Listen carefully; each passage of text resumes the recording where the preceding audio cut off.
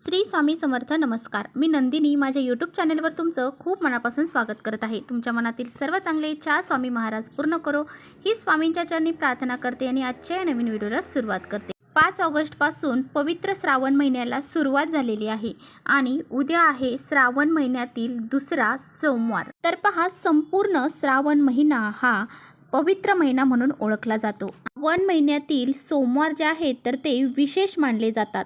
हे भगवान शिवशंकरांना समर्पित आहे.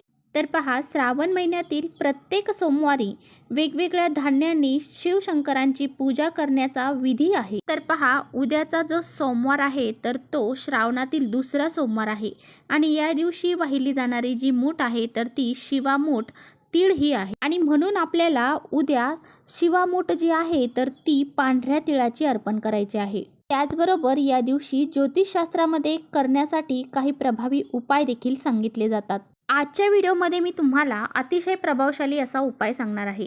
तर आपल्याला सकाळीच घरामध्ये या झाडाचं एक पान आणायचं आहे. हे पान जर आपण घरामध्ये घेऊन आला तर करोडपती होण्याची तुमची इच्छा असेल तर ती पूर्ण होईल. 7 पिढ्यांचं दारिद्र्य नष्ट होऊन जाईल. आपल्या घरामध्ये इतका पैसा येईल की तो पैसा आपल्याला संपणार नाही. कितीही कठीण इच्छा असू द्या ती आपली नक्की पूर्ण होईल. असा हा अत्यंत प्रभावशाली उपाय कसा करायचा आहे याबद्दलच आजच्या व्हिडिओमध्ये आपण जाणून घेणार आहोत. त्यामुळे तुम्ही कुठेही व्हिडिओ स्किप न करता शेवटपर्यंत नक्की बघा, जेणेकरून तुमच्यापर्यंत योग्य ती माहिती पोहोचेल. आपल्या चॅनलवर नवीन असाल तर चॅनलला लगेच सबस्क्राईब करा आणि असेच माहितीपूर्ण व्हिडिओ पाहण्यासाठी बेल आयकॉनलाही प्रेस करा. म्हणजे मी जेव्हा नवीन व्हिडिओ अपलोड करेन त्याचं नोटिफिकेशन सर्वात अगोदर तुम्हाला भेटेल आणि तुम्ही एकही व्हिडिओ मिस करणार नाही. त्याचबरोबर कमेंट्समध्ये ओम नमः शिवाय किंवा श्री शिवाय नमस्तुभ्यम हे लिहायला विसरू नका. तर पहा, आपल्याला ह्या झाडाचं जे पान आहे तर ते पान तुम्हाला उद्या सकाळी 12 वाजण्याच्या अगोदरच घरामध्ये घेऊन यायचं आहे. तर पहा, हे पान आपल्याला घरामध्ये का आणायचं आहे तर तुमच्या मनामध्ये भरपूर दिवसापासून एखादी इच्छा आहे. ती इच्छा पूर्ण करण्यासाठी तुम्ही खूप कष्ट मेहनत करत आहात, परंतु ती इच्छा तुमची पूर्ण होत नाही. तुमची इच्छा ही लक्ष्मी प्राप्तीबद्दल असेल, धनप्राप्तीबद्दल असेल, नोकरी प्राप्तीबद्दल असेल किंवा तुमचे मुलं आहेत मोठे किंवा तुम्ही आहात तर तुमचे विवाह जुळत नाहीये, तर यासाठी तुमची इच्छा असेल ती सुद्धा तुमची पूर्ण होईल. आपल्या कुटुंबाची जर प्रगती होत नसेल त्याबद्दल काही इच्छा असेल, पतीची प्रगती होत नसेल त्याबद्दल काही इच्छा असेल, मुलांची प्रगती होत नाही किंवा स्वतःची तुमची काही इच्छा आहे तर त्या सर्व इच्छा ज्या आहेत तर त्या पूर्ण होण्यासाठी तुम्हाला हा उपाय करायचा आहे. पहा, बऱ्याच वेळा काय होतं, आपल्या मनामध्ये भरपूर इच्छा असतात आणि त्या इच्छा पूर्ण करण्यासाठी आपण प्रयत्न देखील भरपूर करत असतो, परंतु कधी कधी काय होतं, आपण प्रयत्न करूनही आपल्या त्या इच्छा पूर्ण होत नाही. त्याचबरोबर आपल्याकडे पैसा टिकत नाही, आर्थिक समस्या आपल्याला जाणवतात. तर पहा, तुम्ही जे काही कष्ट करता, मेहनत करता, परंतु त्या कष्टाला, मेहनतीला नशिबाची साथ मिळत नाही. आपल्या घरामध्ये आलेला पैसा कुठल्या मार्गाने घरातून बाहेर निघून जात असेल तर पहा, आपल्या सर्व इच्छा पूर्ण होण्यासाठी आपल्याला बेलाच्या झाडाचं एक पान घरामध्ये आणायचं आहे. भगवान भोलेनाथांच्या पूजेमध्ये बेलाच्या पानाचं महत्त्व आहे आणि बेलाचं पान जर आपण पूजेमध्ये अर्पण केलं तर आपल्या सर्व इच्छा ह्या पूर्ण होतात. बेलाच्या पानामध्ये 3 पानं एकत्र जोडलेली असतात. ब्रह्मा, विष्णू, महेश हे त्याचं प्रतीक मानलं जातं. शिवपुराणामध्ये असं सांगितलं गेलेलं आहे की भगवान शिवशंकरांचे जे प्रतीक आहे तर ते आहे बेलाचे पान. देव स्वतः त्यांच्या महिमाचा स्वीकार करतात, म्हणून श्रावण महिन्यामध्ये भगवान शिवशंकरांना बेलपत्र अर्पण केलं जातं. तर पहा, श्रावणी सोमवारमध्ये जे कुणी बेलाच्या पानांचा उपाय करतं तर त्या कुटुंबामध्ये ते व्यक्ती जे आहे तर ती प्रसन्न राहते. त्या कुटुंबावर कधीही वाईट संकटही येत नाही. असं म्हटलं जातं की पार्वती देवीचे घामाचे जे काही थेंब आहेत तर ते पृथ्वीवर पडले होते आणि या झाडाची निर्मिती झाली. त्यापासूनच बेलाच्या झाडाची निर्मिती झाली आणि म्हणूनच असं म्हटलं जातं, साक्षात या बेलाच्या पानामध्ये माता पार्वती जी आहे तर ती वास करत असते आणि या झाडाच्या फळामध्ये महालक्ष्मी देवीचा वास असतो. तर पहा, उद्या तुम्हाला 12 वाजण्याच्या अगोदरच 21 बेलपत्र जे आहेत तर ते घरी घेऊन यायचे आहे. 3 पानं एकत्र असणारं आपल्याला बेलपत्र जे आहे तर ते लागणार आहे. एक गोष्ट लक्षात ठेवायची आहे की बेलपत्र हे सोमवारी तोडले जात नाही. त्यामुळे तुम्हाला आजच हे बेलपत्र घरी घेऊन यायचे आहेत. किंवा मग तुम्ही जिथे पूजेचं साहित्य मिळतं तिथूनसुद्धा हे बेलपत्र घरी घेऊन येऊ शकता.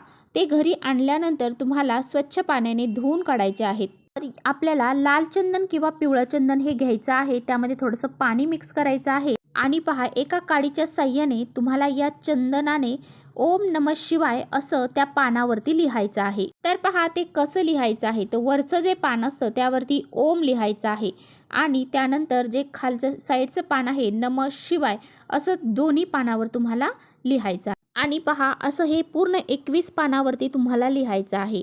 आता हे 21 बेलाची पानं आणि एक तांब्याचा कलश भरून तुम्हाला घ्यायचा आहे. त्या कलशामध्ये तुम्हाला थोडेसे काळे किंवा पांढरे तीळ हे टाकायचे आहेत. त्याचबरोबर पांढरी फुलं असतील तर पांढरी फुलं टाकायची आहेत. थोडंसं कच्चं दूध तुम्हाला टाकायचं आहे. हा तांब्याचा कलश आणि ही 21 बेलाची पानं घेऊन तुम्हाला तुमच्या घराजवळ असणाऱ्या शिव मंदिरामध्ये जायचं आहे. गेल्यानंतर तुम्हाला सर्वप्रथम हे जल शिवलिंगावरती अर्पण करायचं आहे आणि एक एक करून बेलाची पानं जी आहेत तर ती तुम्हाला शिवलिंगावरती अर्पण करायची आहेत. आता पहा ही ज्या ठिकाणी आपण ओम नमः शिवाय लिहिलेलं आहे ती साईड तुम्हाला ती गुळगुळीत साईड तुम्हाला शिवलिंगावरती अर्पण करायची आहे. म्हणजे तुम्हाला उलटं बेलपत्र हे शिवलिंगावरती अर्पण करायचं आहे. आता बघा तुम्हाला कसं करायचं आहे. तर एक बेलाचं पान हातात घ्यायचं आहे. ओम नमः शिवाय किंवा श्री शिवाय नमस्तुभ्यम असं म्हणायचं आहे आणि ते बेलपत्र तुमची जी इच्छा असेल ती इच्छा तुम्हाला सांगायची आहे आणि ते बेलपत्र शिवलिंगावरती अर्पण करायचं आहे. असं तुम्हाला 21 बेलपत्र घेऊन 21 वेळा करायचं आहे. आणि पहा हे झाल्यानंतर तुम्हाला दोन्ही हात जोडायचे आहेत आणि जी काही मनोकामना तुम्ही व्यक्त केलेली आहे त्यासाठी प्रार्थना करायची आहे. भगवान शिवशंकरांना प्रार्थना करायची आहे ती पूर्ण होण्यासाठी. तर पहा प्रत्येक मंदिरासमोर म्हणजे शिव मंदिरासमोर नंदी भगवान असतात आणि त्यांची पूजा केल्याशिवाय ही पूजा संपन्न होत नाही.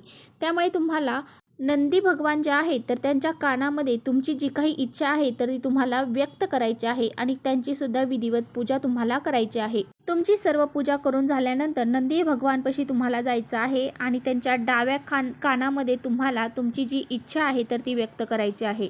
नसेल शक्य तर तुम्ही फक्त ही बेलाची पानं अर्पण करून हा उपाय केला तरी सुद्धा चालेल. अशा पद्धतीने तुम्हाला हा उपाय करायचा आहे. हा जो उपाय तुम्हाला सांगितला आहे तर तो शिवपुराणामधील उपाय आहे. हा उपाय केल्याने तुमच्या मनोकामना ह्या नक्की पूर्ण होतील. इच्छित मनोकामना ह्या नक्की पूर्ण होतात. सांगितल्याप्रमाणे हा उपाय तुम्हाला उद्या सोमवारच्या दिवशी सकाळी 12च्या आतच करायचा प्रयत्न करायचा आहे. जर तुम्हाला सकाळी 12च्या आत हा उपाय करणं शक्य झालं नाही तर मग तुम्ही काय करायचं आहे तर तुम्ही संध्याकाळी 4च्या नंतर हा उपाय करायचा आहे. जी 7 वाजेपर्यंत तुम्ही हा उपाय करू शकता. संध्याकाळी 4 नंतर 7 वाजेपर्यंत तुम्ही हा उपाय करू शकता. कारण पहा जी मधली वेळ आहे तर त्या मधल्या वेळेमध्ये शिवशंकरांची पूजा उपासना केली जात नाही. असं म्हटलं जातं की जी दुपारची वेळ असते त्या वेळेमध्ये कोणतेही उपाय किंवा पूजा ही केली जात नाही. अशा वेळेमध्ये जर महादेवाची पूजा उपाय केली तर त्याचे आपल्याला काहीही फळ प्राप्त होत नाही. अशा पद्धतीने आपण बेलपत्र अर्पण केल्याने आपल्या घरातील सर्व पाप नष्ट होतात. आपले जे काही कष्ट मेहनत आहे त्याला फळ प्राप्त होते आणि आपल्या दारिद्र्य गरिबी ही दूर होऊन जाते.